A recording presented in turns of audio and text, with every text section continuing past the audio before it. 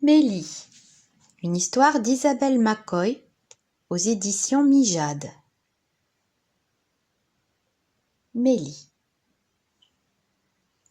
Dans une ruche bourdonnante et obscure, à l'orée de la forêt, vit une petite abeille. Elle s'appelle Mélie. Elle est toute jeune encore, et elle n'est jamais sortie de la ruche. « Il n'est pas encore temps, Mélie, lui dit la reine qui est la maman de toutes les abeilles.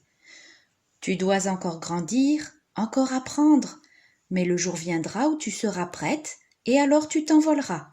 Maintenant retourne près de tes sœurs. » Mélie se remet au travail. Il y a tant à faire dans la ruche. Mais c'est toujours la même chose, et Mélie s'ennuie. Ses grandes sœurs, elles, sortent tous les jours pour butiner. Elles rentrent chargées de nectar et d'images merveilleuses.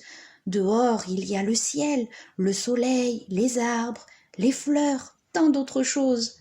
Mélie essaie de les imaginer, c'est difficile. Il lui tarde de sortir à son tour. Mais soudain, tout bascule. C'est un ours qui attaque.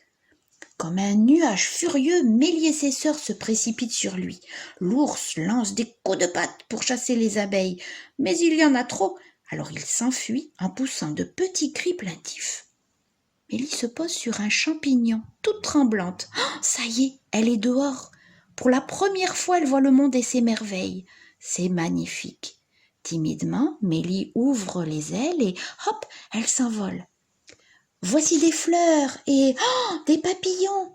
Mélie se pose près de l'un d'eux et boit un peu de nectar. « C'est bon, hein ?» dit le papillon. « Mais il y a mieux encore. Hier, dans la vallée, j'ai goûté des fleurs géantes. Si j'étais toi, j'irais voir jusque-là. » Mélie hésite. Ses sœurs ne vont jamais dans la vallée, c'est bien trop loin. Elles n'ont jamais vu ces fleurs géantes. Comme Mélie serait fière de ramener à la ruche un peu de leur nectar. Allons, c'est décidé. Et saluant le papillon, elle s'envole vers la vallée. Mais le danger guette les abeilles aventureuses. Tout près, une araignée a tendu sa toile. Elle est si fine que Mélie ne la voit pas. Oh, la voilà prise au piège. Avec horreur, elle voit l'araignée s'approcher. Quand soudain, on l'emporte dans les airs. Oh, sauvée! Oui, mais pas pour longtemps. Les oiseaux ne sont pas non plus les amis des abeilles.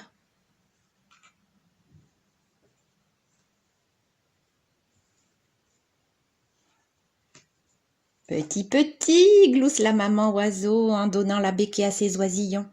Les petits ouvrent des becs avides et Mélie descend vers leur gorge rose.